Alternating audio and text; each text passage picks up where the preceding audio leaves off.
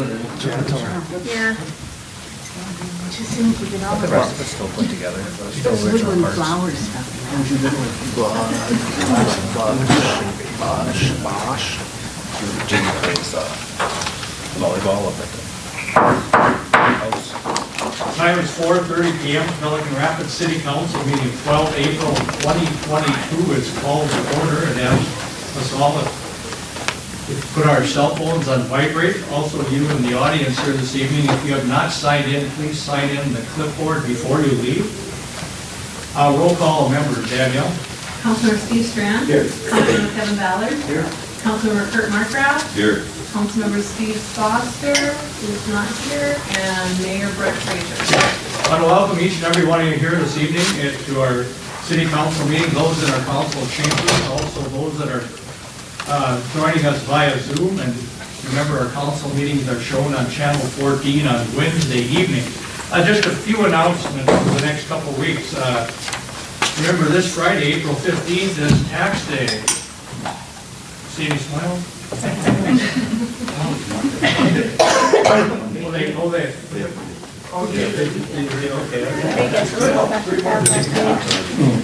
Sunday, April 17th is Easter Sunday. Our next city council meeting is Tuesday, April 26th at 4:30 p.m. here in the council chambers. Any other announcements? Any other announcements? Hearing none, if you all please stand for the pledge.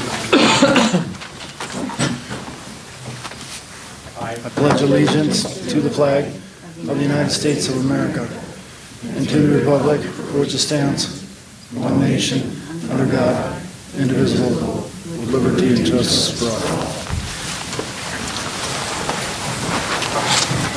Thank you.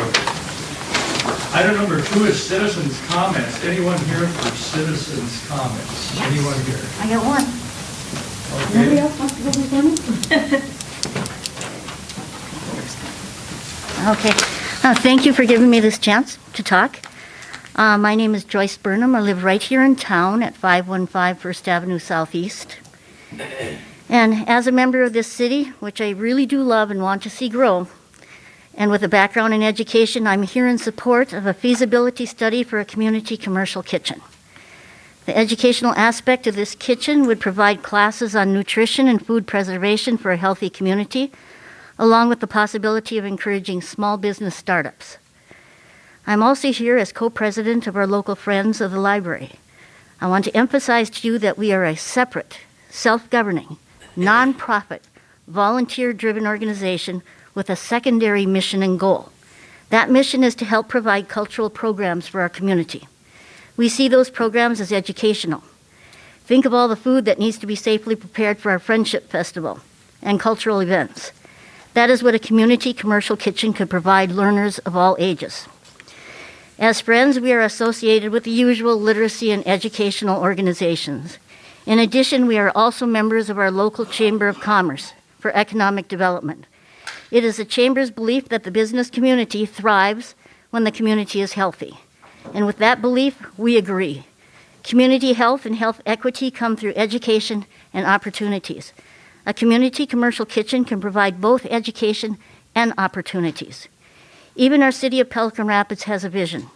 We will support and develop business, agricultural, educational, and recreational opportunities.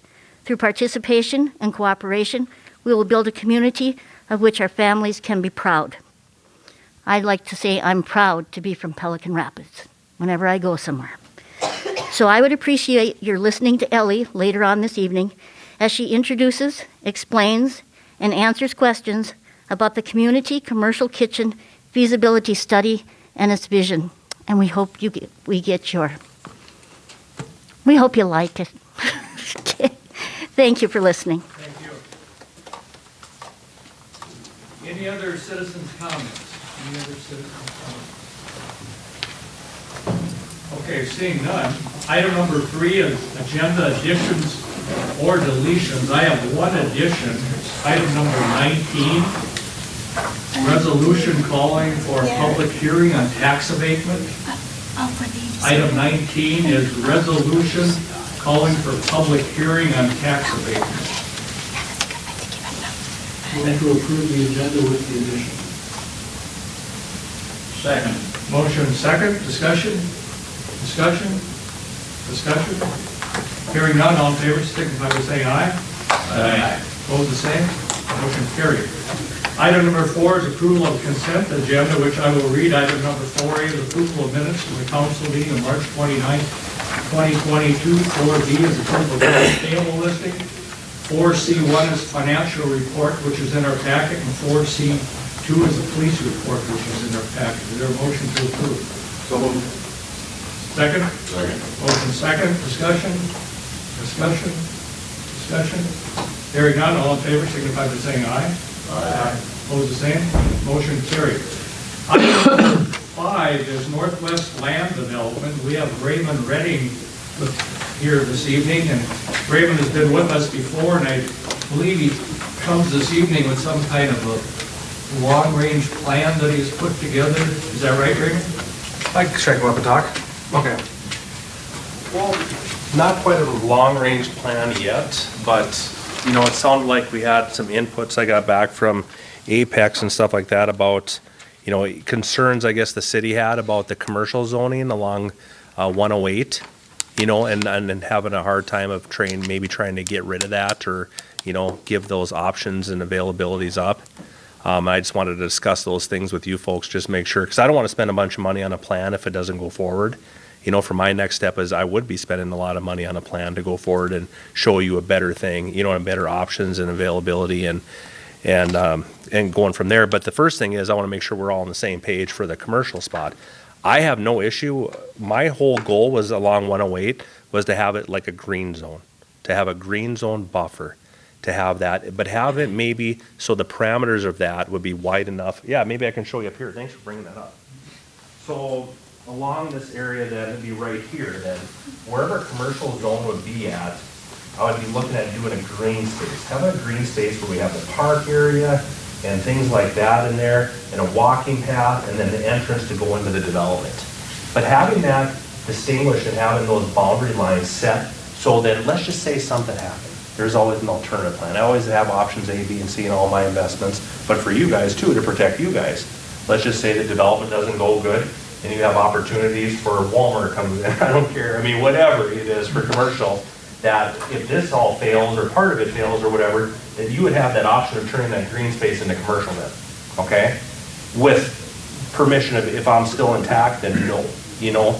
And for my reasoning is to protect clients out here, people that purchase and invest all this money to build nice fancy homes and nice properties, you know what I mean, to improve their lives, that they're not gonna want to drive through a commercial zone to get to their house. It just don't work. I can tell you developments up in Fargo I help manage, and they're ticked off people because they weren't told or upfront about what could happen in the future. So my whole goal was to have a green zone here, but to have it as an option and in writing with the attorneys or whatever, if something fell through, that could be back to the commercial and option available. Does that kind of make sense? But having a park space here at green zone, so when you come in and you come this way and this way, you're like, that's nice. I'm proud to be there. You know, it's aesthetically pleasant, makes people feel welcome and comfortable. You know, but just having another gas station and a bunch of other commercial spots there wouldn't make me feel welcome to go there and have that in my backyard if I'm building a new home. You know, that's just my input on it. I mean, and again, that's my thoughts and perception, but I'm open to ideas and your concerns too as a board and as a council. Council, have any questions?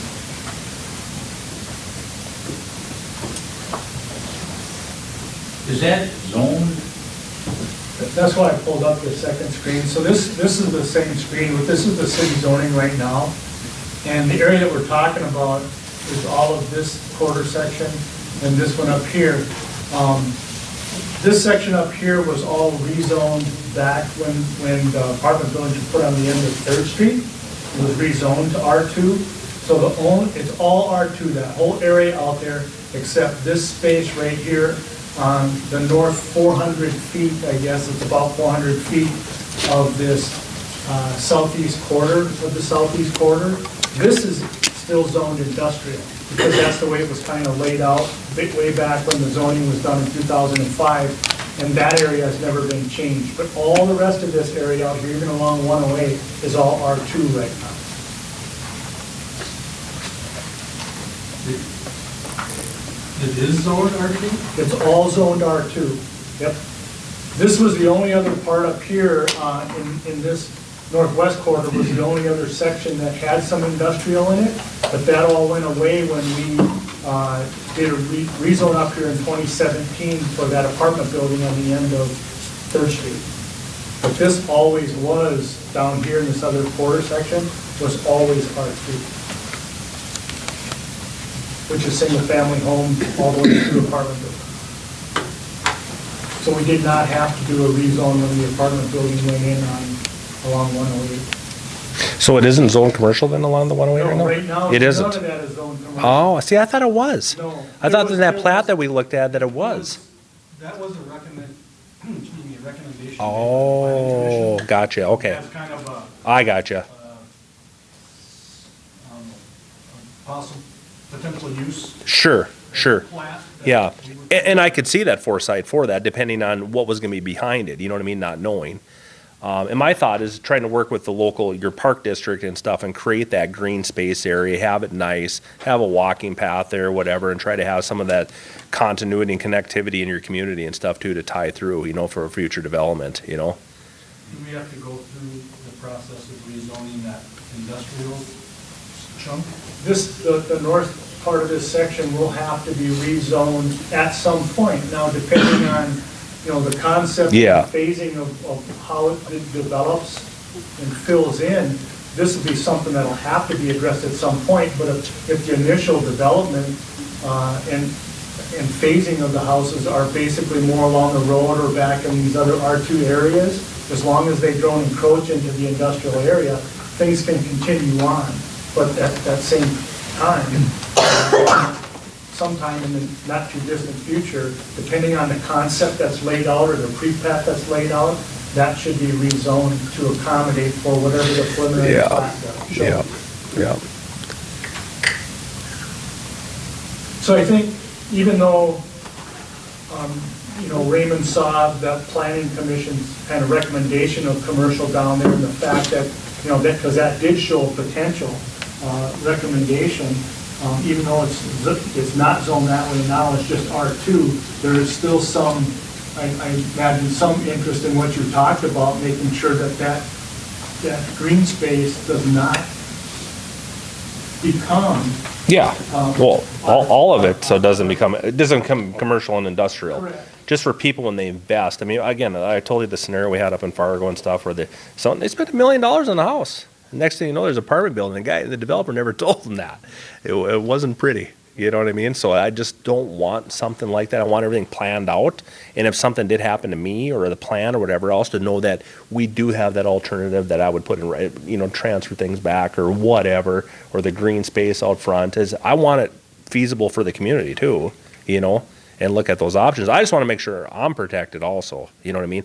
And the people investing in their own personal homes out there are protected also, So, because you know how it goes on councils, there people come and go for you guys too. So it's all of us for protecting our community, Yeah. I'll just point out too that, and you kind of alluded to this, Raymond, but if once the concept is looked at and the city council is comfortable with it, and part of that agreement is to transfer the property for development to the developer, once that property has been transferred, at that point, the developer, you in this case, controls the zoning.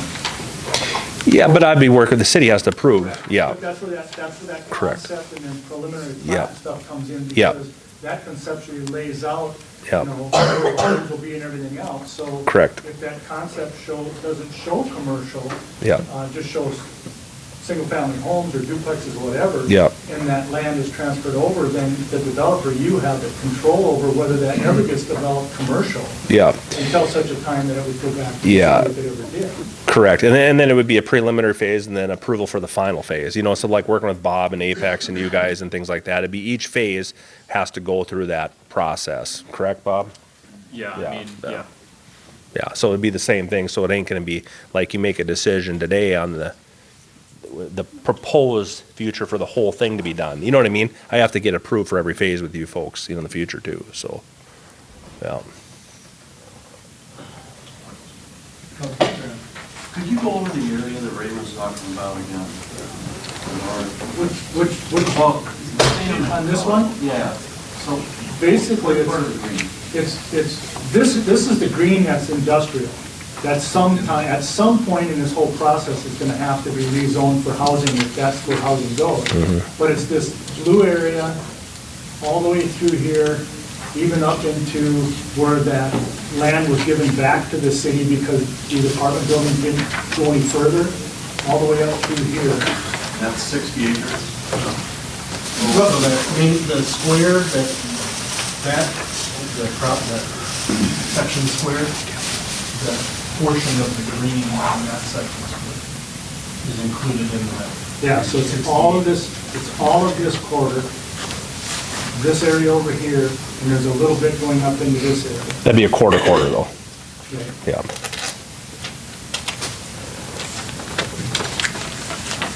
So are you looking for anything more from us this evening? Just that, yeah, you guys would be would be doable to do it. I just don't want to spend a bunch of money if you guys had no interest in making that a green space along the road there and, working together as a team on it either, I guess that's my proposal, is not to put a bunch of houses against the highway either. I think it's better to have them set back and have that, and I think it helps out too for snow, you know what I mean, for snow removal and things like that for highways, to have a fetch distance, for protection. That snow fences could be for DOT or whatever else too, in that park space in the wintertime.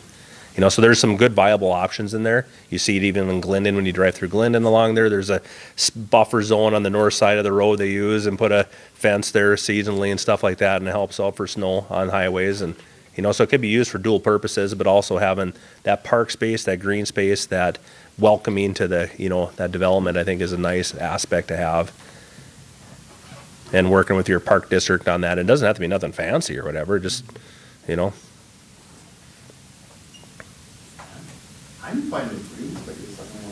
I have a question I feel I'm obligated to ask. Yeah. Because, I was on record before as being, my only hesitation is 60 acres in the hands of one guy. Yep.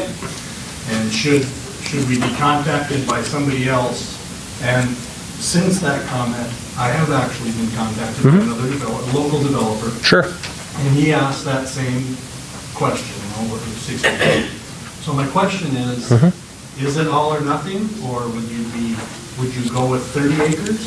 No, for me, it'd be all or nothing, because I can't control, and I've had this in other developments in Detroit Lakes, where they've had other builders come in that do not as good a quality, and there's no control on their designs and plans of the homes, and they bring down to that level then again, and not having that systematic thing in place too, where you have the transitioning from more multifamily to doubles. I mean, I welcome other builders to come in, absolutely. I want that. More activity, the better. That's what our community is for.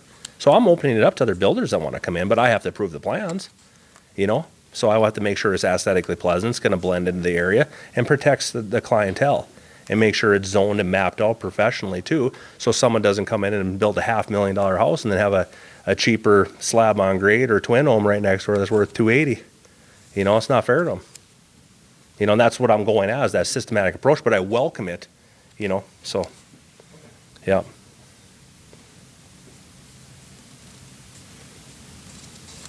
Any other comments from the council? Steve, you have a question? No, I think that, I want to hear from Kelly, of course.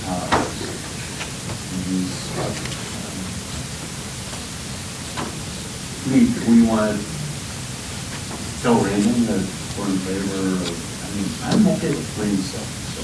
I don't care about any of the zone, it's not zone commercial now, so that's. Yeah, and I thought it was, yeah. But I was trying to protect you guys too in the city and say, okay, plan B in case something happened, So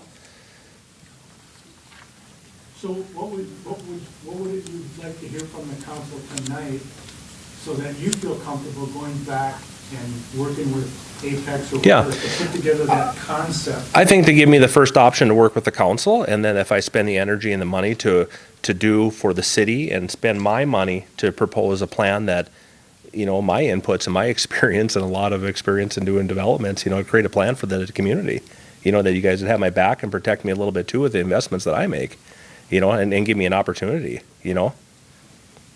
I mean, Grant, I ain't gonna ask for approval right now until you see it, you know? But I think you'll be pleasantly surprised, so.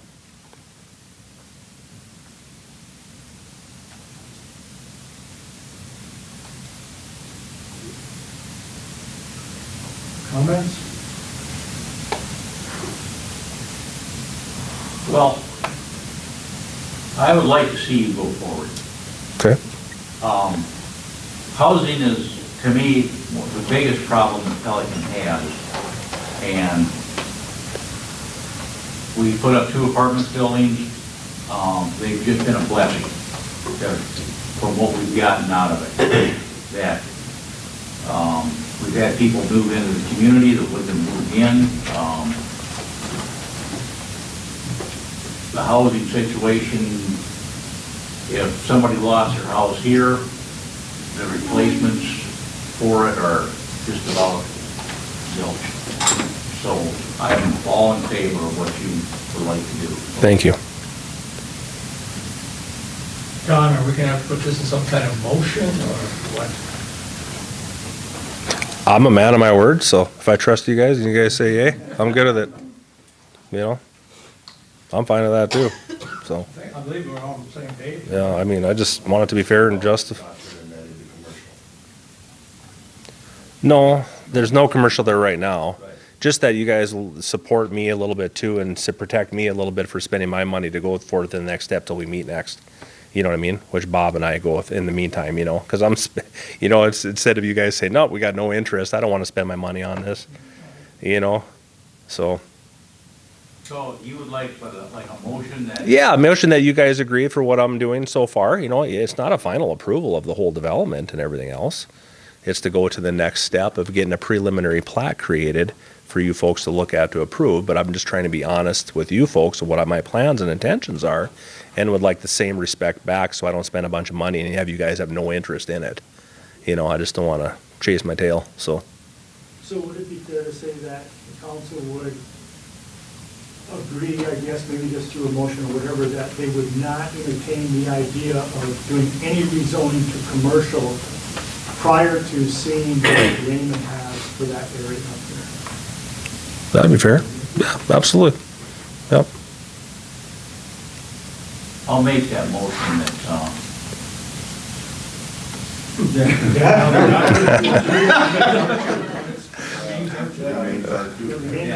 Yeah. Yeah. Does that satisfy you? It does, yeah. Okay. Again, for me, it's like handshake, you know, hey, you guys, yeah. Okay, we have a motion and a second. Discussion? Discussion? Discussion? Hearing none, all in favor, signify by saying aye. Aye. Opposed, the same. Motion carried. Thank you for your Thank you, time. Raymond. Yep, thanks for your time. Item number 6 is street and park report. We have Superintendent Brian Wilson with us this evening.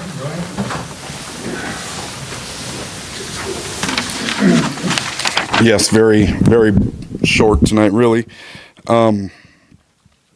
Obviously, we've got rid of the rough roads since last time I was here and talked to you, and they were full of ice. So we're able to get those scraped down. Then we just chased storm drains, made water flow. We're still struggling downtown. I look forward to the 24 project to get that new storm system in downtown, so hopefully it won't freeze every season and continue to hold water. We did end up doing a little bit of plowing that last blast of snow we got, and honestly, we didn't do much on the gravel roads just because they're so soft, and just a little bit that I did try to do just made a mess. So I kind of anticipate if we get more, it'll probably be that way too, and we'll try to drive down the alleys just so people are aware.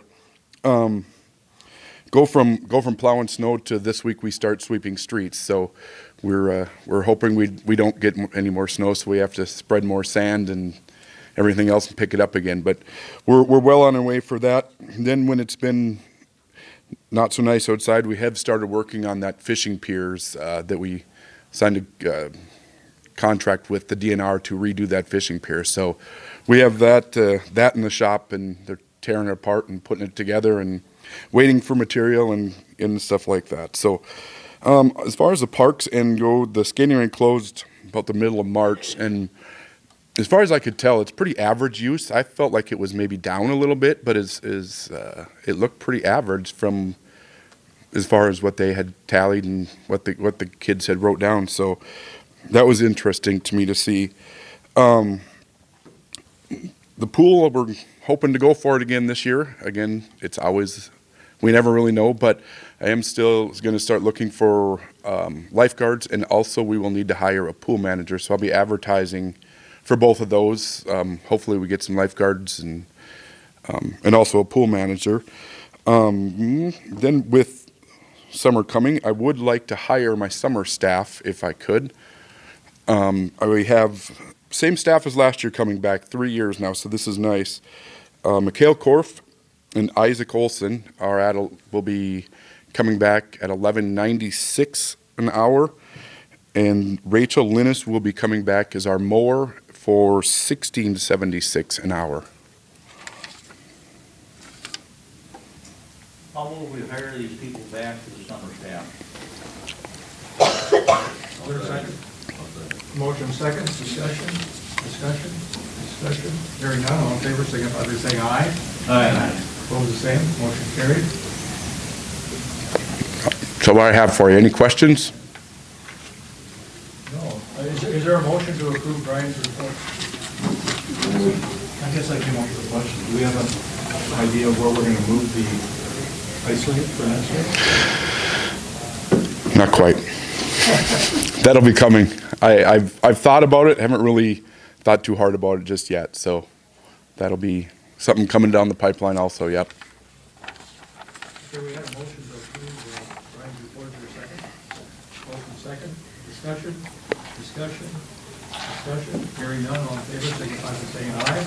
Aye. Opposed, the same, motion carried. Thank you. Item number 7 is Northwest Park, and we have Kate Martinez here from the Park Board. She's got help.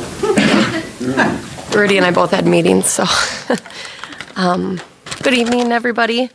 Last time I was here, we hadn't fully raised enough funds for the Northwest Playground, but now I can say contingent upon the Rotary grant that we'll find out on April 21st. If we get that, then we have raised enough funds to order the swings and the playground complex for the Northwest Playground. Additionally, I just wanted to quickly thank the Oktoberfest committee because we got funding for a welcome sign for that playground. And they also gave money for the swing set at the Northwest Playground, but also new swings for E.L. Peterson Park. So that was really awesome of Oktoberfest. In addition to the donations we received from the Farmers Elevator, the VFW, the Dunville Alliance, Walt Bose, Rotary, and fingers crossed the Rotary grant on April 21st. So the main thing that I'm here tonight is to seek approval for us to order the 2 swings and the playground complex on April 22nd, because if you remember the last time I was here, the playground complex is on clearance, and that has passed now, but they've extended that deadline for us until we found out about the Rotary grant. And so they gave us to April 23rd to order it. So we'll find out on the 21st. And then if I could have approval tonight for us to then, contingent upon getting the Rotary grant, then we could order it immediately to make sure we receive that discount. Move to approve the ordering of the playground set contingent on Rotary grant. Second. Motion second, discussion. Hearing none, all in favor, signify by saying aye. Aye. Opposed, the same, motion carried. Great. One more thing real quick. We would not receive the funds from Rotary immediately. So if it would be possible for the city to float that money or however that would work until we get those funds at hand, and then that would go right to the city, if that would be okay. So, awesome.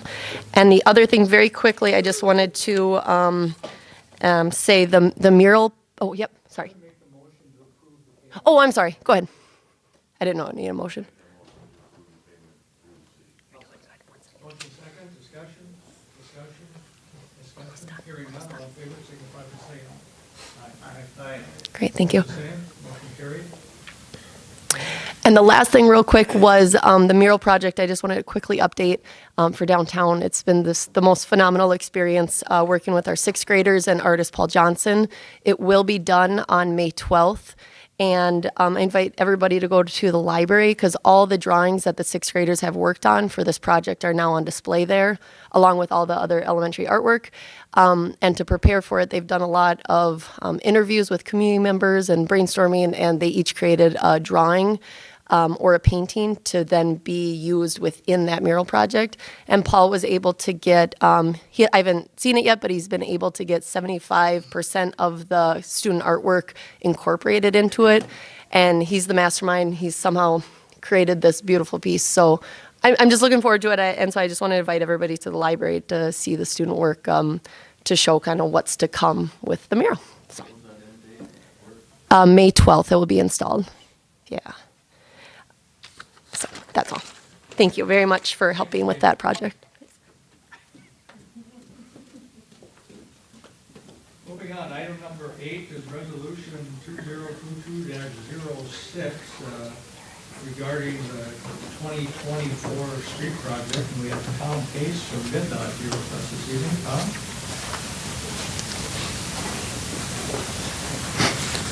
Thank you, Mayor and Council. It's been a long time since I've been here. It's been last year. You guys probably missed me. Yeah. But yeah, we'll get to the resolution in a little bit here. Just a quick update on our big street project in 2024. Last month we had a public open house at the church over here, down here, and that was, to me, I thought that was pretty well attended. About 50 people that showed up there throughout the day, and most of them were new people that I had not spoke to before. So we had a lot of good discussion, a lot of good questions they had, and able to meet with them one-on-one and walk through the plans and their properties and explain some things and clear up some some misconceptions. So that was really a good meeting. So probably do another one here maybe next year perhaps, or something. Probably do another one sometime just to see how it goes. So that went pretty well. And as far as the plan itself, we're at the layout stage, and that's kind of where this cost policy you were talking about later is coming to fruition here. We've got the layout almost finalized, probably done probably this week, be ready for signatures based on all of our public meetings and public inputs as well as talking with different folks around town. And I think it's a really good layout. I think it's going to help address a lot of issues in town here. So we're also working on our tree removal plan. That'll be working on probably next winter. We might start taking down trees, depending how our CADX document gets signed, hopefully this summer as well. A lot of things are moving in the background. The environmental stuff, utilities, trees, so a lot of stuff we're working on at the same time as getting a plan finalized. One big issue with the city has to work on is for lighting. I'm still waiting for the lighting direction from the city council, but if they want to add lights to the project or replace what is there, that's a really big piece of the puzzle that we need to grip on pretty quickly here. Is if you want to extend lighting, further north or west any direction, we need to get that figured out here pretty quickly. So it's unique here because RTL Power owns the lights in Pelican. That's something that is not very common for the state of Minnesota, so it's going to be a challenge working with the RTL Power and the city and get that figured out. But we will. We'll get it figured out. We always do. So I guess to get to the good stuff here, what you have in front of you is the resolution to participate. That's the first real critical step when we get our co-op agreement written. The co-op agreement will be written when the plan gets turned in probably late summer of 2023. And that the co-op agreement will be it'll be a three-party agreement between MnDOT, the city, and the county. Since Pelican is not a state aid city, less than 5,000 people, the county is a sponsor. So the TA funds you receive will go through the county. That's why they're involved with maybe a three-party agreement. And that agreement will spell out how much MnDOT will pay, how much the city will pay, and how much the county will pay as part of the agreement, as well as it'll lay out all maintenance responsibilities. Like in this one here, the city will maintain all sidewalks, shared use paths, lighting, everything else that's part of the agreement. There will be spelled out in this co-op agreement, which will be written here in probably next year. So the very first step is the resolution to participate, which you have in front of you here. So with what we have with our current cost estimate based on the layout is $9.85 million. we estimate the city cost share to be. Our total cost estimate is about $23.4 million right now. MnDOT covering 13.5 and the city covering 9.8. Again, that's the first high-level general layout estimate. We'll be tweaking this layout throughout the whole process. At every plan iteration, at 30, 60, 90%, we'll do another cost estimate and revise these numbers. They've gone up, as you can see.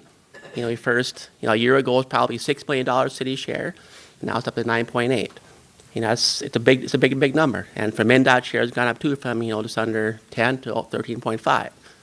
And that's for the cost of the world nowadays, with the cost of inflation, the cost of materials, the cost of supplies, things are going up.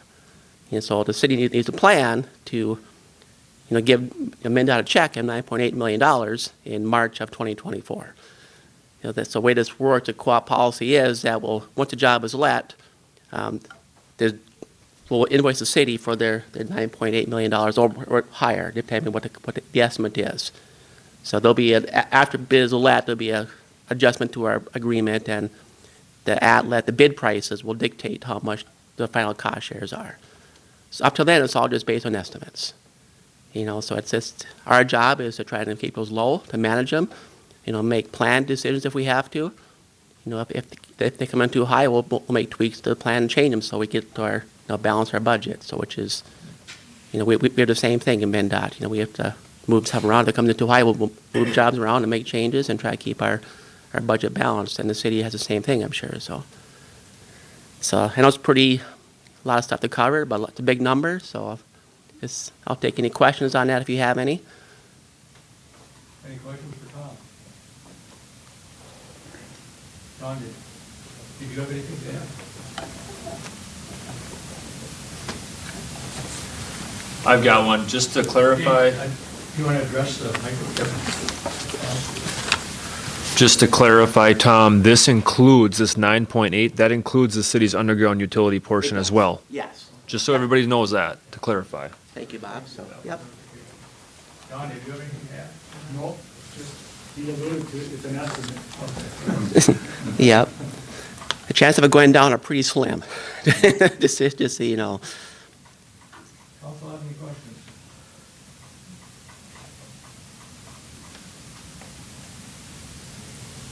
If not, do I hear a motion to accept resolution 20? I'll move we adopt 22-05. We have a motion, is there a second? Motion second, discussion. Hearing none, all in favor, signify by saying aye. Aye. Opposed, the same. Motion carried. Anything else? Questions from the council about the project as a whole, or anything else? Any more questions? Anything whatsoever? So, none. Okay. Yep. Item number 9 is sanitary sewer televising highway corridors. And we have Bob Steeman here from Apex Engineering, and there was also a handout. Thank you, Mr. Mayor, staff, council. This evening going to be pretty short, keeping our focus on that trunk Highway 59 and 108 corridor. One of the things that we typically do when we get going with the design on these types of projects is we like to have a company come in and televise the existing sanitary sewer just to verify the pipe type, pipe size, where the exact locations are for all the service laterals and things of that nature. So what we did, we reached out to a couple of local companies that do that type of work and got quotes to complete that, the sanitary sewer televising. On the back side of the handout that I put in front of everybody, in yellow, it shows all the areas that we will be televising in the sanitary sewer. As prior to televising, we will be cleaning it as well, just to make sure that the camera can get through, get good video, those types of things. So the companies that we reached out to were Johnson Jetline out of Kensington, Minnesota. The second one was Pipe Detectives out of Jamestown, North Dakota. And as you can see, the quotes that we received, the first one was from Johnson Jetline in the amount of $15,229.10. The second one was from Pipe Detectives in the amount of $18,116.48. So again, we recommend that this work be done at this point. If the council is comfortable with moving forward with having the sanitary sewer televised, we recommend that the quote from Johnson Jetline in the amount of $15,299.10 be accepted to complete that work. I'll make a motion to approve Johnson Jet Line's estimate bid on the televisation, I guess, of the city sanitary sewer. This motion second, discussion. Money comes out of sewer fund or how do we pay for it? This will all kind of get rolled up into the resolution that at some point will be passed by the council that rolls all of these things that we do project to get reimbursed by the bonding that we do when we bond for the $9.85 million. Yeah, and just to clarify, it's the intention at this time of the city to apply for funding for the underground utility portion through the Public Facilities Authority, and these costs could be rolled into that funding package since they are directly related to the city's underground utilities. So, good question. Any other questions? When will this be done and how long will it take? We've got a permit right now that we've secured from the Minnesota Department of Transportation to complete the work. We just need to give MnDOT a week's notice. Talking to Johnson Jetline, everything is so wet and sloppy right now that it's really tough for them to get into some areas and complete the work. Right now, they were thinking the end of April or early May to get going on it. And as far as completing the work, we're probably talking 4, 5, 6 days, somewhere around there, depending on how things go for them and how dirty the lines are. So I'm thinking 4 days probably, 3, 4 days, depending on it could be longer depending on how dirty they are. I really don't think they're gonna have an issue with dirty in these mains just because they are the trunk. So I think it'll go a lot quicker for them than. So if you do see some construction type vehicles within these two corridors, toward the end of April, early May, that's probably what's going on. So. Any other questions? Hearing none, all in favor, signify by saying aye. Aye. Opposed, the same. Motion carried. Anything else, Bob? Not this evening. Thank you for your time. Thank you. Yep. Item number 10 is building incentives. We have Kelly Funk here this evening. Kelly? So, really not much, but a couple of years ago I was on a committee for building incentives and nothing really specific came out of it. And I know we talked last year about this. And on the website it says, it's kind of vague on what would qualify as a building incentive, but you said just maybe to come to the board and propose something and then we'll see what happens from there. So I'm building a house on the southeast part of town, and I'm asking for the water sewer from the house to the city to get covered by the city. And I got an estimate at $4,200 for that. And that's about it. Just curious, what lot is this? It's next to the one that's getting that tax abatement thing on it, So I it's think. on the corner. Right next to Shirley's. To the west of that. What's the lot number on that? I don't know what the lot number is, but right next to the first one that we Not in did. the corner down, but the one west of it. Yes. And The one just west of it. the person we bought, we're building the There's house. a townhome there, and then it's this lot, and then it's the corner. You and I talked about the corner. Is it, who's building it? Ms. Holman? Yeah, well, we're building it, yeah. Yeah. I'm just here for her. 'Cause I'm just that nice of a guy. But, yeah. So, Brian left. So there are stubs to this property, I believe. Right. So you're looking for Get it from there to the house. to the house, the service laterals themselves? Yeah. Is it a single? It's a single, yep. One service level? Right. Correct. And she is the one that you guys would be having a public hearing on for tax abatement, which is neither here nor there, but Is that what that one is? I believe so. That's lot 4? I was assuming this one's, is on the corner. I don't know what, I guess I'm not a part of that, I guess. I'm not even sure what. No, it's Ms. Holman that I believe, that's who we're talking about. Okay. That's who's gonna have the public hearing for tax abatement, so that's. Is that $15,000 It's from the? up to 5,000 from the city. Yeah, up to okay. Yep, I know what you mean now. Yep, yep. I did that for her too. Huh? I did that for her too. Yeah, Right. yeah. I mean, that's neither here nor there, but it's just. Okay. Just wanted the council to be aware of it, so. Okay. Yep. That's what I got. So this is something new that we've never done before, correct? Well, you haven't, well, in a sense you have, because the council did something similar to this not too long ago, similar, as it relates to the individual that came before the council and requested some assistance in putting the service laterals in a lot location that there wasn't any coming off the mains.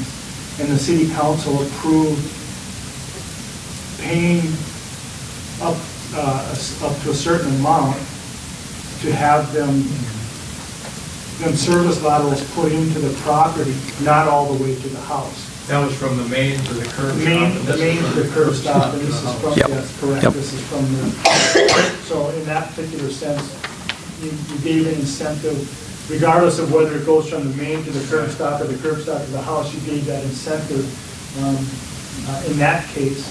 So this is just a little bit variation of that. But as far as paying for properties to have the lines put in from the service, or from the, the service lateral or the curb stop into the house, you have never done before, so it's incentive. I agree, I like the idea of incentives, first of all.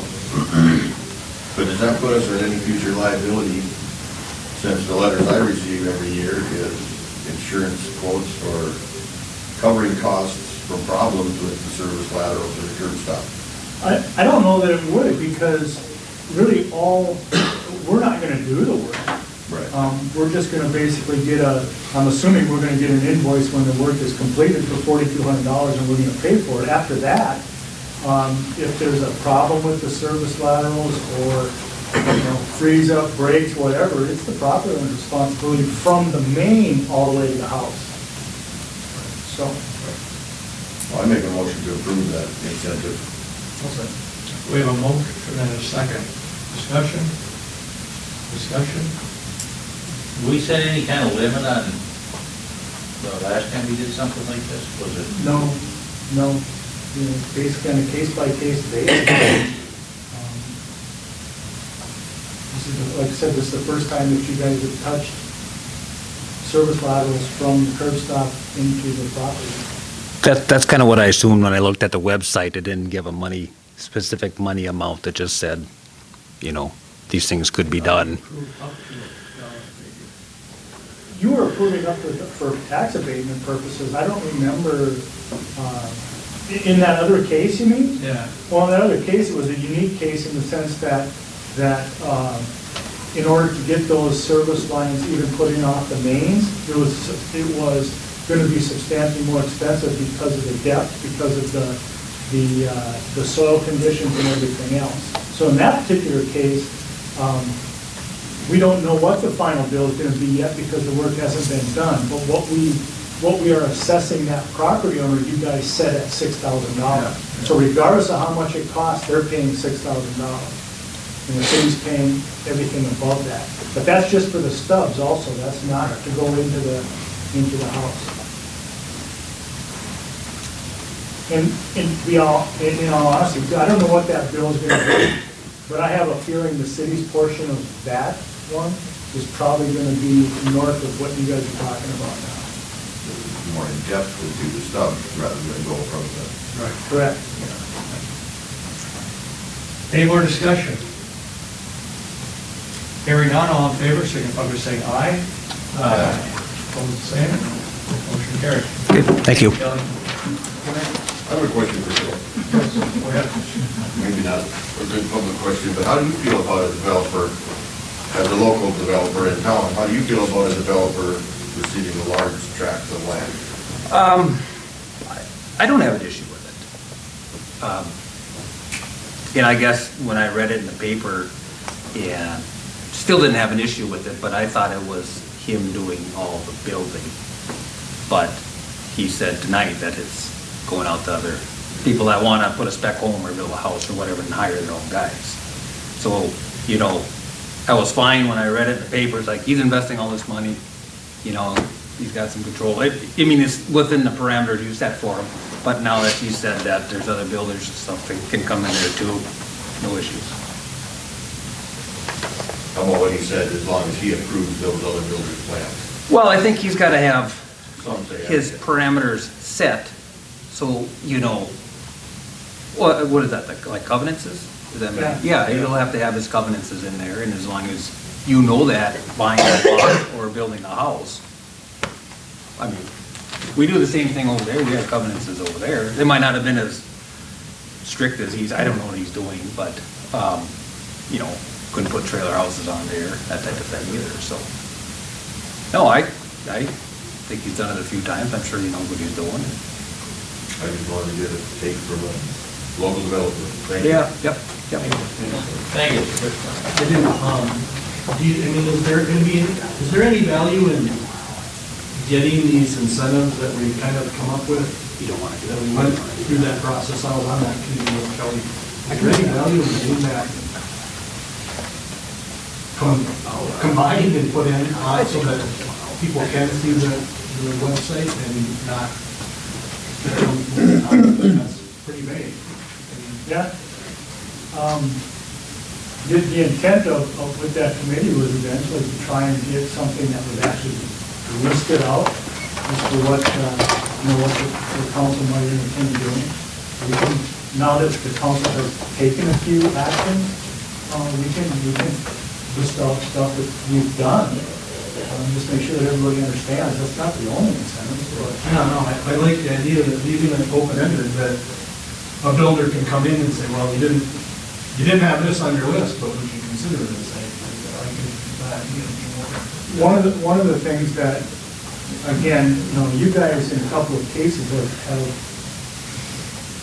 you put out some pretty good incentives. I mean, $4,200 without expecting the property owner to pay any of that.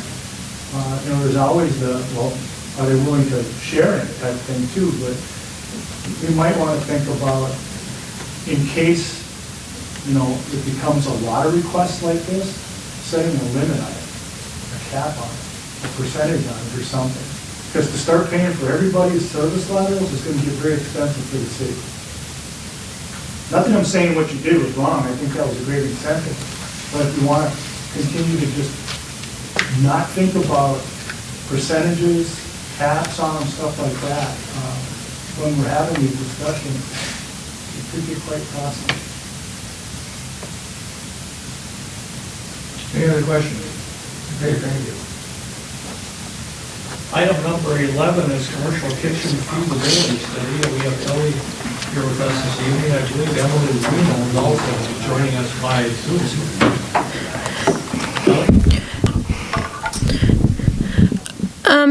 First of all, I want to thank the City Council and the staff for their time for me to speak during this meeting. I also want to thank Joyce Burnham for her passionate support of our work during the citizens' comments. And I also want to acknowledge Greg Larson is also here in person to help answer any questions you might have for my talk. So I'm here today to talk to you about to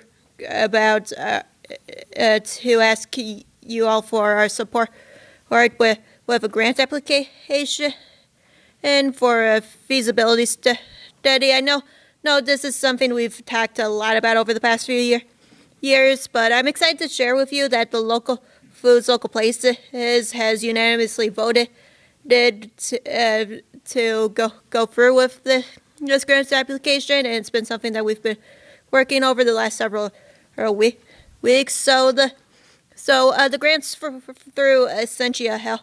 The topic of the feasibility study will be identifying the best location for a space that meets the following needs: a community center that meets ADA compliances with a readily available commercial kitchen, free public Wi-Fi, and accessible public bathrooms for the planned nearby trail.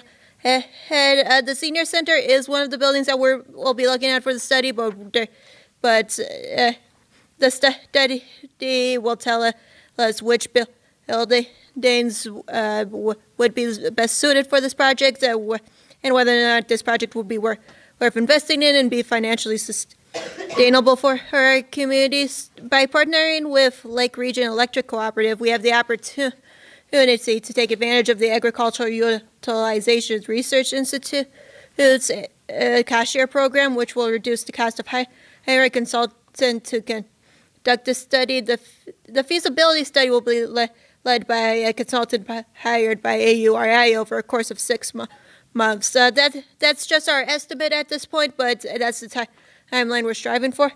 Our current, as I mentioned before, Lake Region's Electric Cooperative has been one of our major partners in the study, and at this moment I would like to invite Greg Larson up to the podium, if that's okay with you. Yeah. If it's okay with the council. All right. Thank you, Mayor. Thank you, council and staff.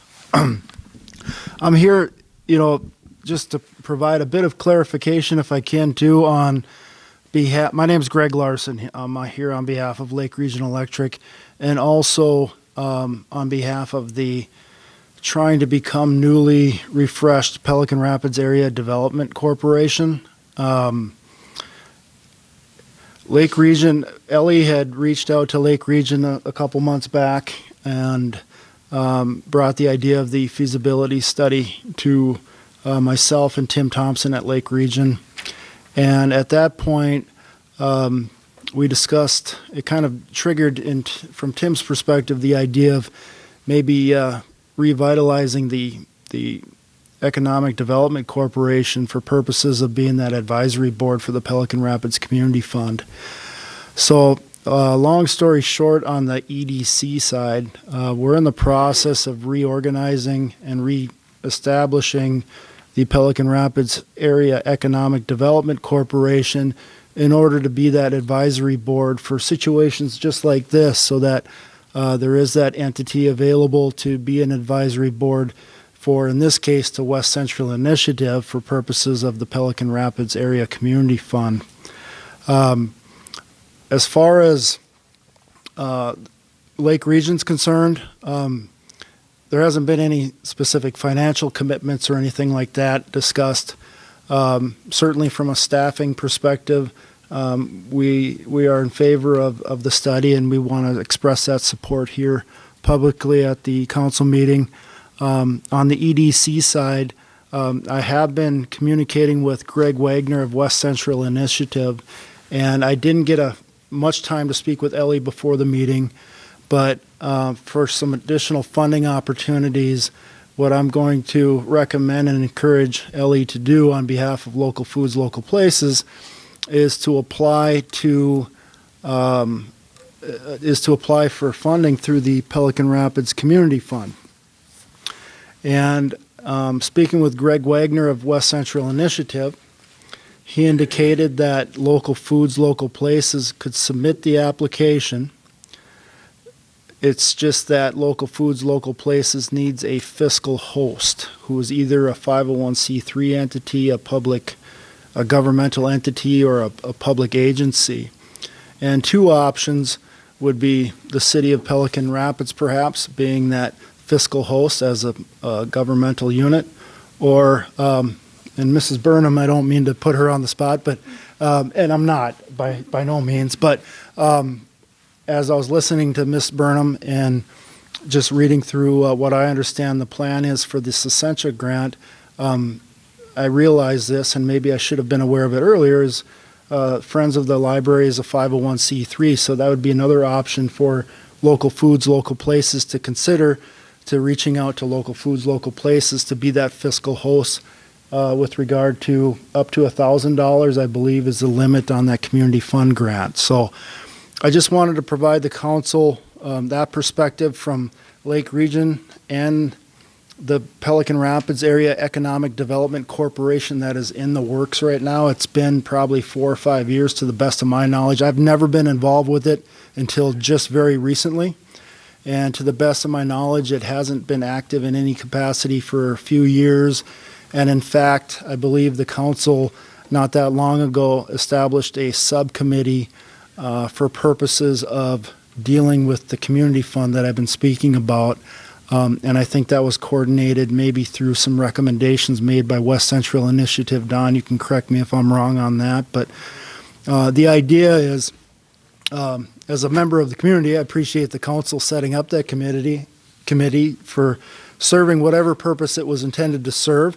But our hope is through the support of whatever Lake Region can do, but really focusing on the bigger picture, the Pelican Rapids Area Development Corporation being another opportunity to engage folks to develop not only in Pelican Rapids but in the community, because this kitchen feasibility study, if it works, and it seems like it's a great idea, on behalf of Lake Region Electric and on behalf of the soon-to-be Pelican Rapids Area Development Corporation, we think it's a great idea for members all over the county, perhaps, if it works. And so we wish nothing but the best to local foods, local places.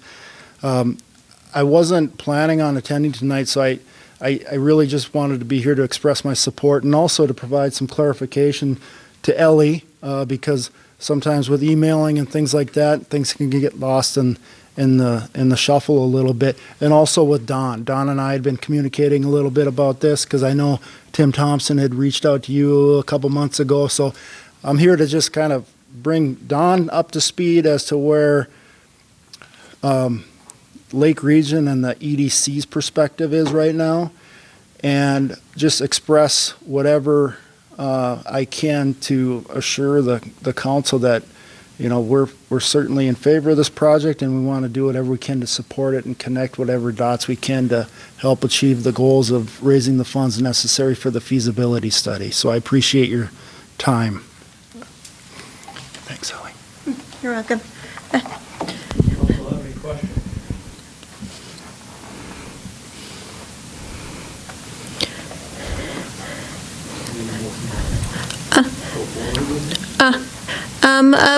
Before her, you guys continue. Sorry to interrupt, but I think it's more important. But I think I want to specify what we want from the city council right now. We're by the way, we're also partnering with Friends of the Pelican Rapids Public Library.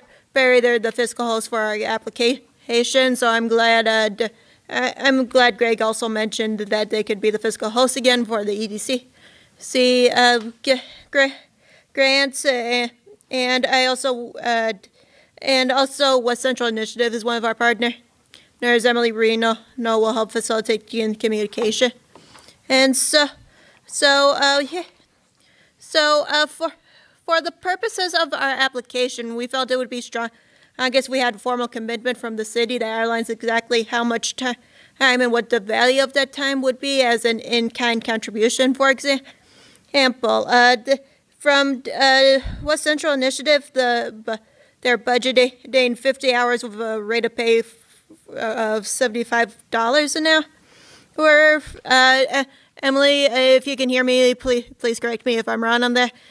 But over the course of 6 months, so a number we've come up that we think it would be reasonable for the city council is 20 hours over the course of 6 months, mostly in communications and marketing support, such as putting updates on the feasibility study in the city council. So newspaper, meeting with the consultant to answer any questions or provide requested information like such as building layouts, ADA compliances for current building, things where they can be approved. I mean, of course, the number can be completely up to you guys based on what you feel is appropriate, and we would like to have that discussion at the time as to what might be reasonable considering the city's capacity, especially since I'm aware that the city is also currently busy with the upcoming highway projects, pool projects, the dam removal and the footbridge replacement. I feel like I'm missing a couple other projects there, but and we're also currently drafting a template of a letter of support that outlines the same information for all our partners, not just the city council. So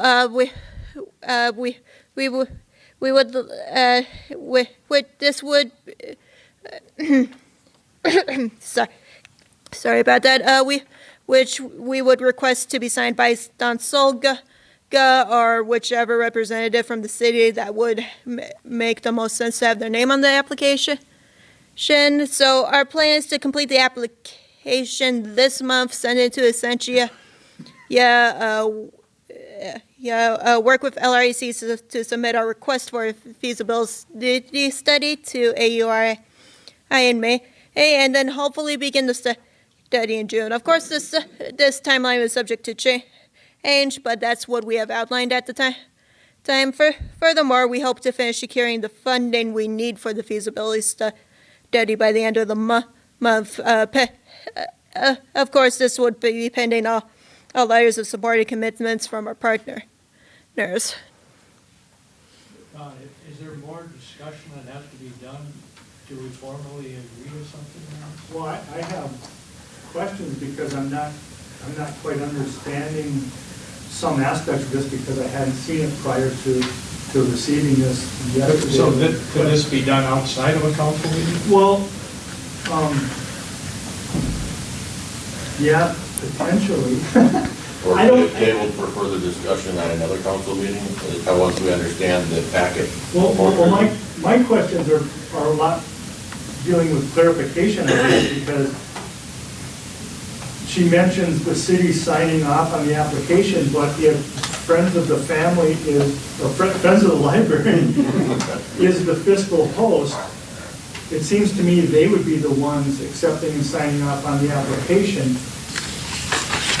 Also, if there's going to be an application filed for EDC funding, community funds, and the subcommittee is going to have to review that because of the EDC is not available for that.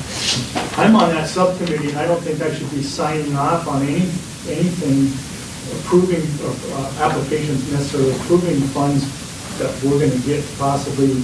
I think there might be a conflict of interest there. But again, I'm just not quite clear if the application that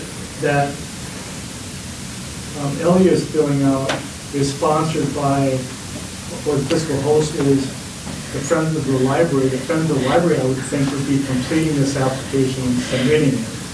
I would be involved in potentially accepting an application to be reviewed for the EDC funds. The subcommittee would review it, and that application would be filled out potentially by the Friends of the Library also, being the fiscal host, asking for those funds too potentially, as opposed to the city, because again, if the city fills it out, I'm the city. I'd be filling out and then reviewing and approving my own, or recommending my own application, so in the column. Mr. Larson, So you had a question? I have questions about the process. Thank you, Mayor. Don, you had several questions, but just wanted to mention one thing. Tomorrow morning, the group of interested volunteers in the area that want to comprise the EDC will be meeting in an effort to coordinate efforts from an organizational document perspective to kind of put the EDC back into effect. So I just wanted to mention that because I know, Don, what you were saying is if the subcommittee, who was to be this interim entity, so to speak, was to be the sounding board and the approval committee for the application, it creates that conflict. But I did want to mention that tomorrow morning at 7 there will be a meeting coordinated at at Lake Region Electric, actually, with, I believe, 7 individuals have been invited, and I anticipate 6 of them showing up in an effort from taking the old organizational documents and transitioning by signing a new document to basically reinstate the existence of the Pelican Rapids EDC. Not that it technically disappeared by any means, because the corporation didn't dissolve, but just in light of the fact that there hasn't been any active directors for several years, well, we're essentially taking the position that their directorship has termed out in light of the term limits contemplated in the bylaws.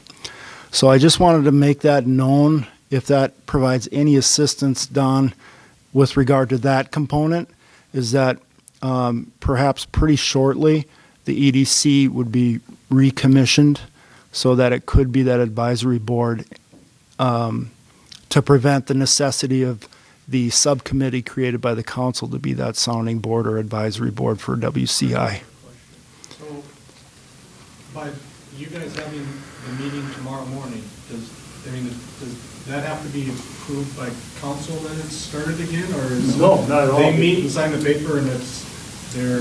The only thing that we would want to know from the subcommittee's perspective is, did they get done what they were hoping to do so that they don't need the subcommittee to look at approving anymore? And if that's the case, and as I understand this, what you were just talking about, if the subcommittee is not needed because the EDC can review applications, then the city could be the fiscal host and submit the application for the community funds. I was just wondering if there's going to be any time lag between, like if they needed to be approved by council, if they met tomorrow, council wouldn't meet again until end of the month, so there would be that. No. Because what the EDC does has nothing to do with the city council. So if they meet tomorrow and decide that they want to get started on it. And they've got everything squared away so that they can entertain the review of a request for community funds for this feasibility study, and we don't need to have a subcommittee, then the city would be open, or could be, if the council approves it, could be the fiscal host for the request, the application completion for the request of the community fund. Nothing to do with Ellie's application to the Central Community Fund. That's, the fiscal host is the Friends of the Library. The city could be the fiscal host on the EDC. Have we actually defined Friends of the Library? The grant application. Yes, on the grant application, we have to find them as. You mentioned the city prior also. No. So I asked for the in-kind contribution because from our partners, we have to have a formal commitment to exactly how much time and what the value of the time would be. For example, so from WCI, they're budgeting 50 hours with a rate of pay of $75 an hour to help us out, and that would be money we would give them as from the essential application. And I just need to have some conversation with whoever regarding what it is that they would like from the city, so we can kind of give an idea of how much time we would have to put into it and at what rate. I can help that way, but until yesterday I haven't even seen this, so I don't have any idea what they're thinking that they need from the city if the city's involvement. So you would like to have that meeting, then we could address this at the next council meeting? It depends on their timeline of submitting this, but Mayor, let me just mention too, Emily Reno is on Zoom and she does have her hand raised, so I don't know if you want to. Yeah, go ahead. Open it up if you want to, Emily, if you want to. Yes, thank you, and I apologize that there's a bunch of background noise. I'm on the highway right now, but I did want to address a question that you had, Dawn, earlier about why why like the city signature would be necessary for anything. And really what we're trying to do is just strengthen our grant application. It's a rolling deadline, so we can submit it whenever we'd like. And basically we're just trying to get sort of, just make it, stronger for the reviewers to see that we have, interest and support from various sides of the community on our application. And so one of the things that we're hoping to include, and we've outlined this in the budget, and I do want to apologize for you not getting the application, a copy of the application earlier. So in the budget, you'll see that when you have time to look at it, we've outlined, how is in-kind contribution being contributed to this outside of what we would be able to pay a consultant to do. And that's really to facilitate the community engagement piece of this, because we are pretty, I think, firmly rooted in the belief that this can only happen with and for the community, and without making sure that all of this is communicated well, and then we've got a lot of people involved, it's not going to be very successful. So really what we're hoping to ask for, and Ellie mentioned this earlier, in terms of the specific ask of, how that in-kind time contribution might look like, it's really just communication support, being able to facilitate, information sharing if there are specific floor plans and blueprints that we might need about like city buildings, for example, if the consultant is requesting that information. And then if there's updates that need to be shared with the community, potentially just working with us so that we can have that information published in the city's newsletter. And beyond that, we really don't anticipate any staff time that would be needed. We kind of just pulled a number, 20 hours over the course of 6 months as an estimate. But like Ellie mentioned before, it's really just an estimate. And we wanted to be sure that we put kind of a cap on anybody who's providing in-kind time so that they could ultimately decide, beyond this, we really don't want to put any more time forward in.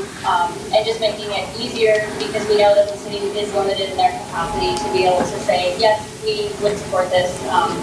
We'd like to see this grant application funded. That's kind of what we're looking for. I hope that answers a couple of your questions.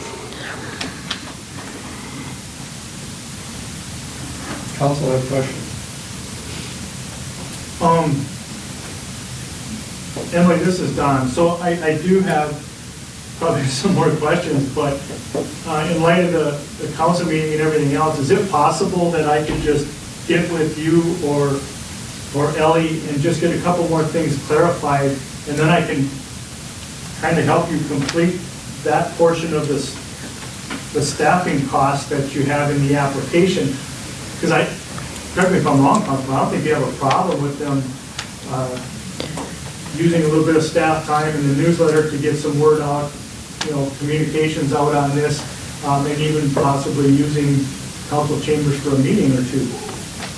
If that's the case, unless the council wants to take action on that, or supporting the effort in that way, I just would have some minor questions regarding the application that I don't want to necessarily take up council's time on. Would they want a letter of support for the grant? Is that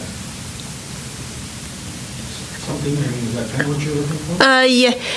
Yes. I'm currently working on a template of the support letter. If you would want that. Why would we provide a letter of support for the feasibility study, and then I'll second that. Okay, we have a motion and a second. Discussion?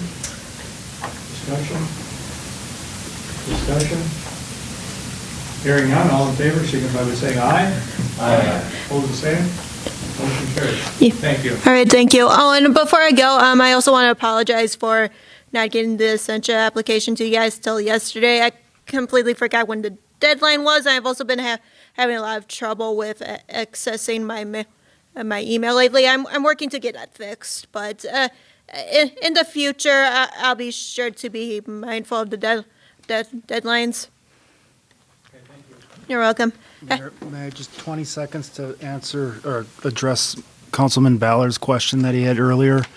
As far as, kind of when do we release control to the EDC?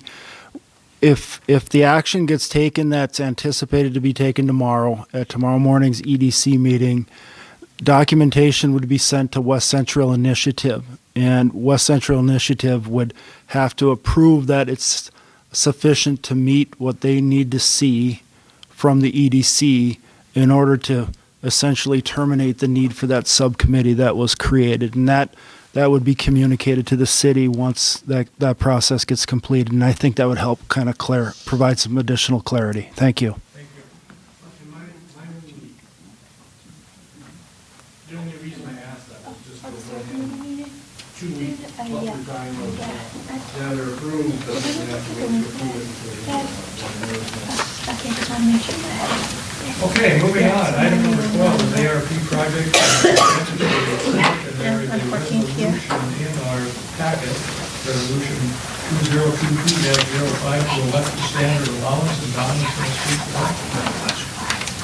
So the council, I know I've shared with them before that we are getting $278,888.27 from the American Rescue Plan. And the U.S. Treasury has been trying to share information about the use of these funds, also the reporting of these funds, because we do have reporting that we have to do on an annual basis. But for starters, I think there was a lot of concern from communities, big and small, about the potential enormous amount of paperwork and staff time it was going to take to do some of this stuff, depending on how these funds were going to be used.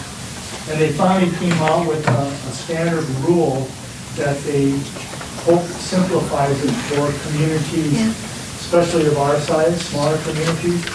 And what they're allowing for communities that would like to do this is they can elect to take a standard allowance, which basically, it's a standard allowance under a revenue loss provision of this act that and rules that they've created. And in electing to take this standard allowance under the revenue loss provision, it would save us a whole lot of reporting. Basically, we would end up, by the end of this month, we have to get on the Treasury's website. I had to create an account for the city. And basically, we have to let them know if we're going to take the standard allowance, which means that we'll be able to use this $278,000 in certain categories. And to ease the reporting requirements and everything on the city, one of the things that I would like to do is get the council to approve a project that we would use this $278,000 for. And in this resolution, down towards the bottom of it, it alludes to using those provisions for government services. And one of the things in this whole act, and believe me, I've been reading the paperwork they've been putting out on this, is 144-page guidelines and then 44-page guidelines, and it's just, they make it confusing after they issue all these different guidelines for things. But in a nutshell, as I understand it, the use of these funds to replace water and sewer infrastructure is considered government services. So by approving the resolution that I placed in the packet, the resolution approves using these funds for government services. All of the funds for government services allows the city to then take this $278,000 and apply it toward the 2024 water and sewer main that we're going to be replacing during the 2024 street project. So in a sense, make a long story short, we're going to use the 278, throw it into the pot of money that we need for that project, and it will save the city a ton of reporting.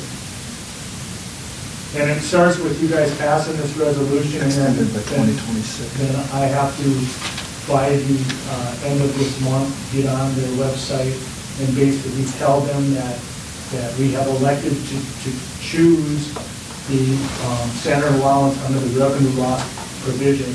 I will name our project, we have to name the project, and it will be water sewer infrastructure replacement. Any questions? I don't know if I can answer them, but any questions? So, I understand the fact that LGA is a state thing and this is a federal thing, but will this affect LGA at all? No, it will not.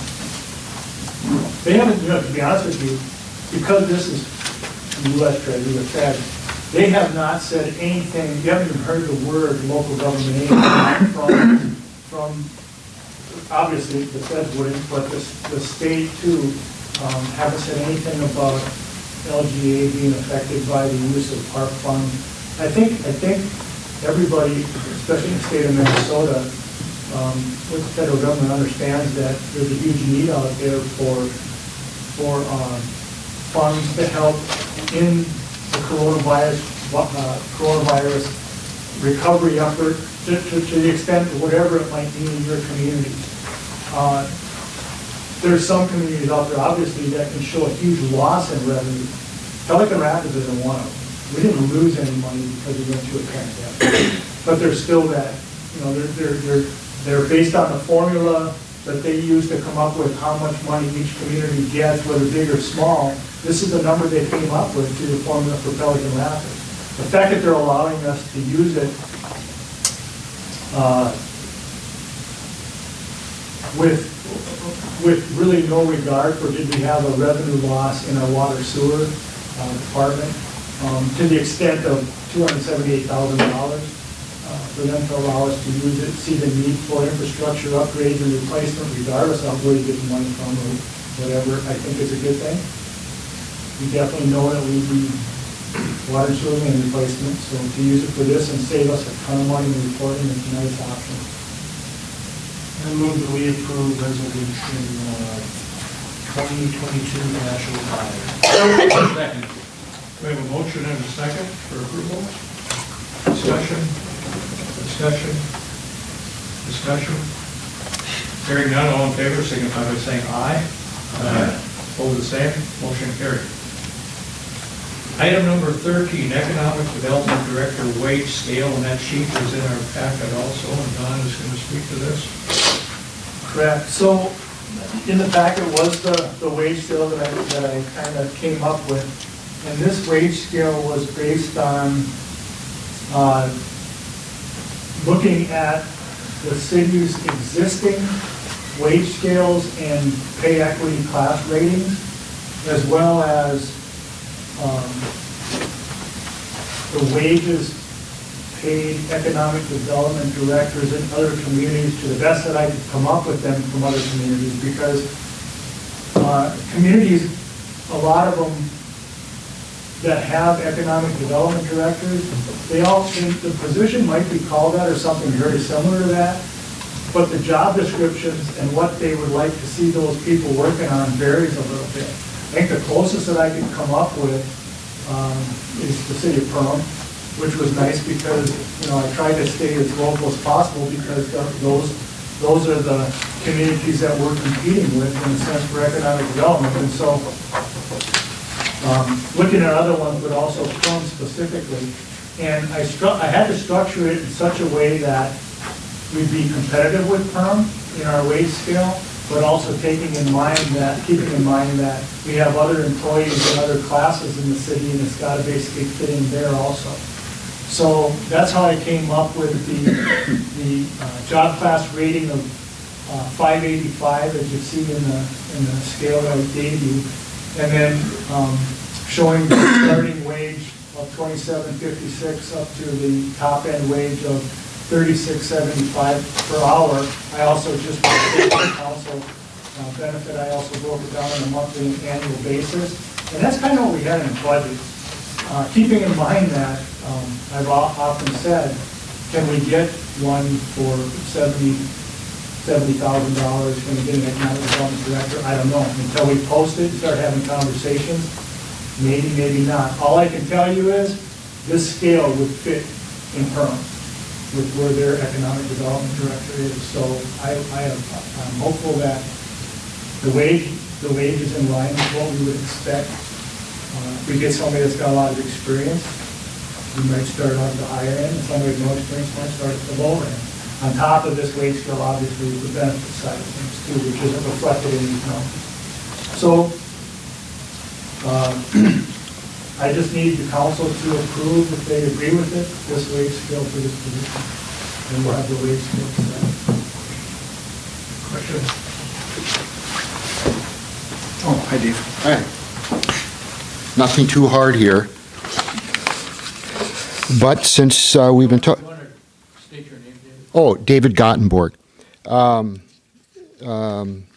Since I've been here a couple meetings prior and we've been talking about pay equity, so I appreciated your explanation because when I was looking at where this person could be put at, Minnesota put them somewhere between 342 and 375.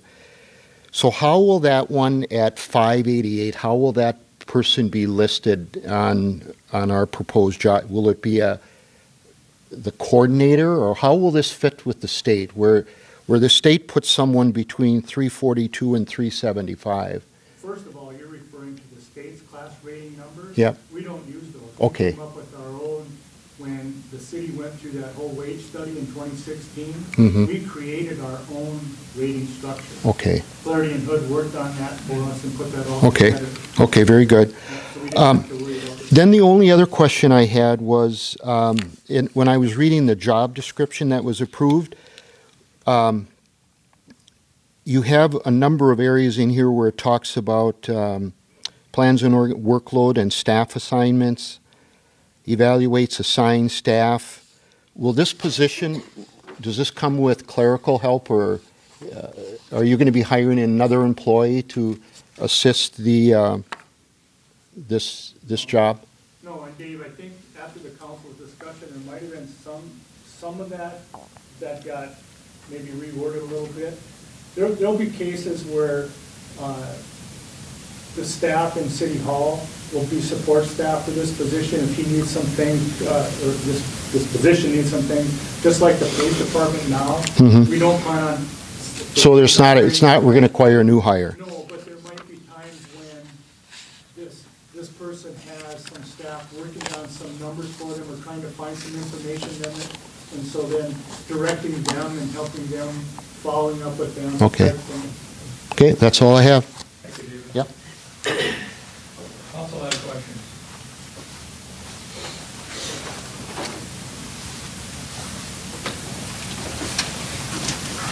Is there a motion to adopt this scale?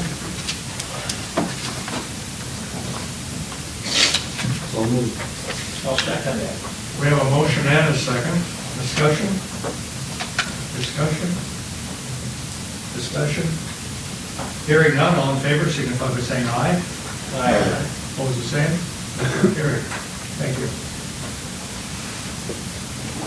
Item number 14 is Minnesota Attorney General opinion request discussion regarding the library, and then we have Lindsay Forsker, our city attorney, with us this evening, and also, John, did you want to open up the discussion on this? This is an FYI Sure. item here. Yeah. Basically, the reason this was put out there is because I think that after the last discussion regarding the ordinance that the council approved, the city attorney had sent that ordinance down to the attorney general's office to get some information or opinion from them as to, I believe, whether the city council's ordinance was going to be a problem or conflict with state statutes or rules. And so Attorney Forsman sent the letter down, and then we just wanted to share the information that she received back to the city council. And so we put it in the packet, put it on the agenda in case the council, after reading through it, had any questions or anything, but in my reading through it, and I don't want to speak for the city attorney, I think Lindsay could address the mic and share her interpretation or opinion too, but reading through this, I think it's, in my mind, it's pretty clear that the Attorney General is saying that if the city has its own code that governs the library board, that the city council has in code, that supersedes any statute. And that's kind of what I've been trying to allude to through this whole effort that we've been trying to go through. So to have the Attorney General speak to it by addressing it the way he did, I think that kind of says exactly what we've been talking about. As an example, I've said before, and I mentioned this at the meetings with the mayor and the library board chair too, that in my opinion, it's always been my opinion that I agree that in the Minnesota rules, it states that the library board has authority over setting wages and benefits for employees. And I've never disagreed with that, but I did always feel that the city council sets the scales, I'll use the word scales, in a sense, setting the wages to the scales of all city employees, of which the library employees are. So the council sets those scales, but the library board has the jurisdiction and the authority to set the wages anywhere within them scales they want. And that's the way I always felt it. It didn't seem, from a practical standpoint, it just didn't seem logical that the city council would set scales for city employees and then another board could set wages or whatever outside of those scales. It just didn't make sense. So I think the city, or the Attorney General's interpretation or the letters expressing that any city code supersedes state statutes is correct.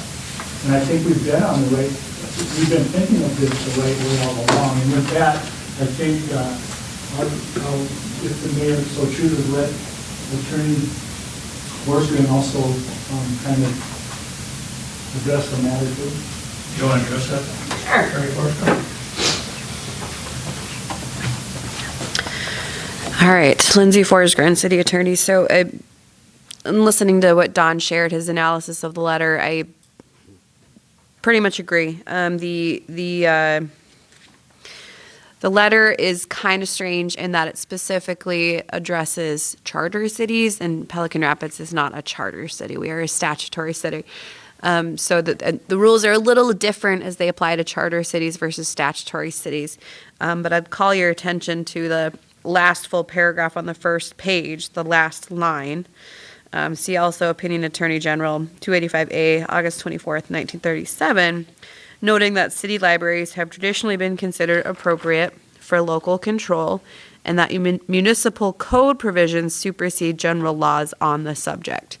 So, I mean, that's the line right there that I think answers the question, the concern that the municipal code, if the municipal code is going to go one step further and sort of tightening up and addressing any concerns between the city council and the library board, the city has the authority to do that. I think that if there was a challenge raised to the ordinance, it would just be dealt with at that time. But I don't see anything in this that says you can't do what you did and that what you did is a problem. I also see that seems that most of the opinions come from charter cities, but like I said, charter cities are much different than statutory cities. So. Council, any questions for Attorney Forsgren? Yes, go ahead.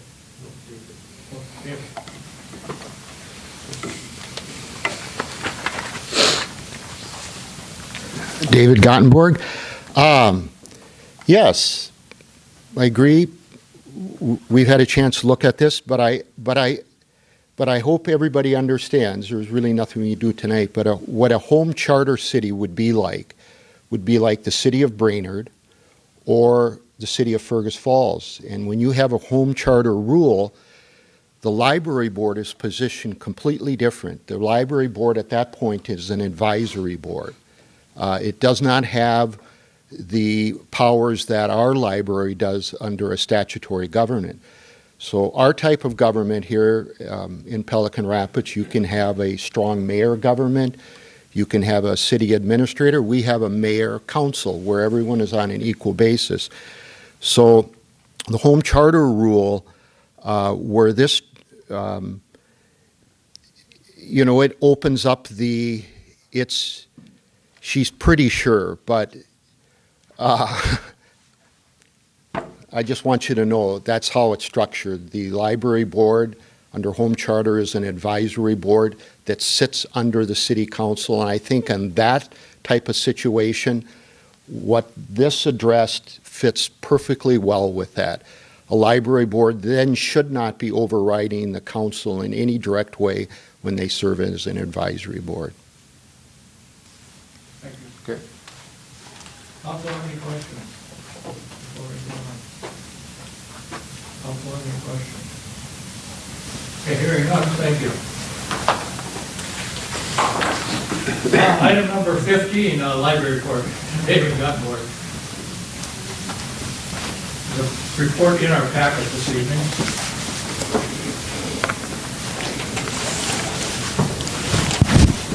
Any questions for Mr. Guttenborg?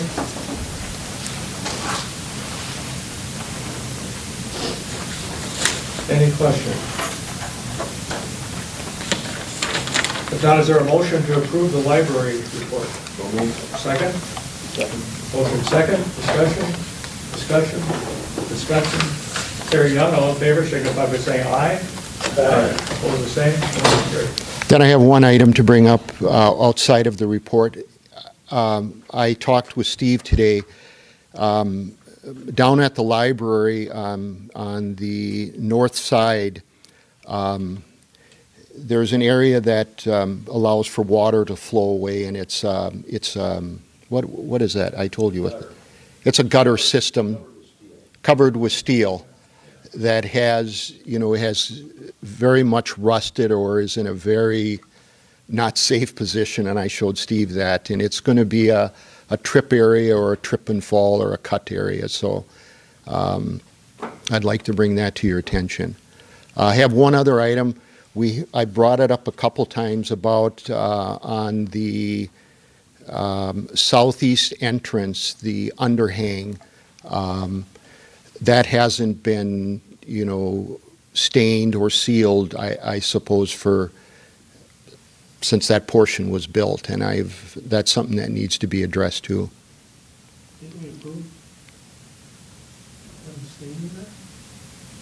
Maybe you did. I didn't read that in the minutes. We talked about it, yeah. Oh, you did? Okay. We definitely talked about it. Okay. I think it was, because I don't believe Brian was here at that time. Yeah. So I think it was referred to Brian. We'll dig it up. Okay. Okay. That's all I have. Okay, thank you. Yep. So what do we need to do with that sidewalk? Refer to Brian also? The steel hat should be replaced. Okay. It's a gutter that comes down the northeast corner, and it's covered with steel, and it's rusting out to the point that there's holes in it, and it's starting to collapse. Okay. I make a motion to have that replaced as soon as possible. I'll second that. Have the city street department measured up and if all it requires, it's not even passing. Plate steel. It's removable plate steel. Okay, we do have a motion and a second to replace that plate steel over the gutter. Discussion. Hearing none, all in favor, signify by saying aye. Aye. Opposed, the same. Motion carried. Thank you. Moving down to item number 19 is resolution number 2022-07, calling for a public hearing on property tax abatement. Don, do you want to address that? Correct. We had gotten an application from property owner, obviously Kelly Funk was here tonight and kind of let you guys know where the property was, but they're looking to build a home there. And so they have submitted an application to Ottertail County for tax abatement on that property, and that's the process. They submit the application to Ottertail County, and then Ottertail County basically notifies the city that that's the case, and so they forwarded me the application and some other documents with it. And what that did was it triggered the need for us to have a public hearing on the property tax abatement for that lot. So this resolution calls for the public hearing. We will get this, if you approve the resolution, we'll get the notice in the paper, and we will have the public hearing on May 10th, at which time you guys will see the building plans and everything else all of the other documentation that are submitted for it. So moved. Second. Motion second, discussion. Hearing none, all in favor, signify by saying aye. Aye. Opposed, the same, motion carried. I see we have the Honorable Commissioner Wayne Johnson in the audience. Is there anything you'd like to address, Wayne? Just listening, I believe we approved that abatement. We had a public hearing today at our meeting, so I think it was already approved by the county for what, same property and everything like that. We approved 17 parcels today, if I remember correctly, for tax abatement. So, no, I just came to listen into the meeting. Okay. Thank you, though. Thank you for being here. Item number 16, Administrator Report. John? This last meeting, I was working with the clerk to set the agenda and prep for the meeting. I attended a virtual FEMA Ottertail River Watershed Discovery Kickoff meeting that they discussed. I think they're looking for information, and in our case, they were surveying a bunch of communities, our community being one of them because we're in the Red River, or the Ottertail River Watershed. The meeting was explaining the survey, the need for getting the responses on the survey, and then also just a little bit about what they were trying to do. And a lot of it has to do with flood planning, future flood planning, updating of flood maps, that type of thing. FEMA specifically flood mapping. So there was a questionnaire that we answered and stuff like that. So also worked on the DNR Outdoor Recreation Grant with Houston Engineering for the bridge once the dam is removed. That application was submitted for consideration. I sent out the RFPs for the trail plan, and hopefully we'll start seeing some RFPs back in for that the subcommittee will be able to take a look at. I had a telephone conversation to update Tammy Amda on all the city projects. Now that we have the estimate for the 2024, our portion of the 2024 project, the fact that we did not get the funding for the targeted community grant for the pool, I just wanted to have a conversation with her, updating her on our needs and kind of financial considerations and how we try and do all this stuff that we'd like to get done.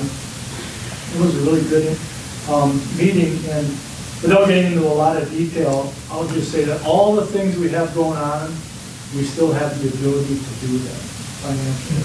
So I'll leave it at that for now. I submitted our quarterly airport stormwater test result to the state. I like looking at Steve and I come up with all these state things we have to do. I met with the mayor and members of the pool committee since we had heard that we didn't get the targeted community grant. They wanted to meet and just kind of regroup a little bit and have some conversations. And then I worked on the economic development director wage scale and the supplemental documents that need to be filled out as part of the application process. I completed our League of Minnesota Cities annual wage survey, and they put that out every year, and I like to be a part of that because what I do is I update all of our positions, all of our wages, our wage scales, and that's a good resource when we start doing union negotiations, or we start looking at staffing, staff wages and stuff like that. It's a good tool to look and really easily get reports to see what other cities our size are paying for positions. So I always try and keep that updated with the League of Minnesota Cities. Obviously, I mentioned earlier that I attended webinars and reviewed these American Rescue Plan compliance and reporting for all for 278,000. I attended the Otter Tail Housing Summit in Otter Tail City, and boy, that was a good event. I know Commissioner Johnson was there. There must have been, maybe know the number, a couple hundred people, I didn't get a number. but there was, there was city people, county people, there was developers there was state agencies there. And the Otter Tail County, the CDA, did a really good job of putting a program together and sharing a lot of really good information. New programs that they have, that the county has approved rolling out to try and help with housing startup, housing infrastructure, some things that we're going to be taking a look at as we potentially plan for some development in the Northwest. So it was a good housing summit, and they plan on having, I think, more in the future, so that's good. Any elected officials that get an opportunity should go. I also had our monthly Otter Tail County's Community Development Authorities community updates. That was done on a monthly basis. I attended a Coalition of Greater Minnesota Cities webinar on LGA. There's 3 different LGA bills going through the legislature now, and each one of them affects how much communities will get. Obviously, they're looking at changing the formula and doing some other things. And obviously, the League of Minnesota Cities and the Coalition of Greater Minnesota Cities support some, 1 or 2 of these more than another one, and they share why. But in a nutshell, regardless of what happens, especially with all of the billions of surplus dollars the state has, if any of these get approved, it's going to mean more LGA for Pelican Rapids. In some sense, a little bit, in some sense, more, depending on which bill gets passed, if any of them. I also reviewed the property tax abatement application for the new application, and then drafted up the resolution calling for the public hearing, and also wanted you guys to see approving abatement. If you do that on the May 10th, at the May 10th meeting. And then I reviewed the commercial kitchen feasibility study application that Ellie had submitted to the council, just to kind of try and get some sense of what they were trying to accomplish. That's my report. Any questions for Don? Thank you, Don. Item number 17, mayor report, just a few items since our last council meeting. Conducted a conversation with the mayor's session at Historic City Hall on March 30th. Attended a meeting on April 4th with Representative with Hospice of the Red River Valley regarding the services that they provide within our community. Met on April 5th with members of the Pelican Rapids Pool Committee, Administrator Solka, regarding recent funding and also funding efforts still in progress. Attended the local Board of Review and Equalization meeting at City Hall here on April 7th. And I met with several people from Nicaragua who have recently settled in our community. Then April 11th, yesterday met with Administrator Solka to review the agenda for this evening's City Council meeting. Any questions? Seeing no other business on this